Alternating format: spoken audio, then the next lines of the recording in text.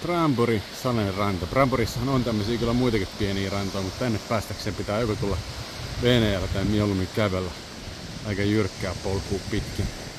Ei ole tietystikään hiekkaa, ei ole kauhean valkoista eikä sinänsä hienoa, mutta täällä on tämmöisiä hauskoja pikku kalliossa luolia, joissa voi sitten viettää aikaa vaikka kuumalla päivällä uimisen välissä.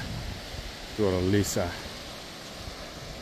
Tuossa just matkalla, kun oli jo kääntymässä takaisin, kun ajattelin, että kilometri pitää vielä tarpoa, niin siinä ranskalaismies sanoi, että tämä on sen suosikkipaikka ja asuu Vuohi, niin tämä on hänen suosikkipitsejänsä. Niin oli tuonut kiinalaisen kaverinsa käymään, niin silloin tajusin, että all right, sitten jatketaan matkaa. Eikä se nyt siitä sinänsä sitten enää pitkä matka ollutkaan, että kannatti tulla. On tää hieno, ja kuten sä sanoit, että näkyy nää kiven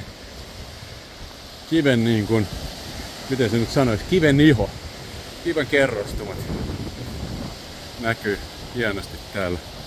On tää hieno. Ei hullumpi beach.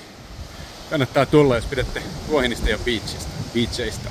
Ja etenkin patikoimisesta vaatii kyllä.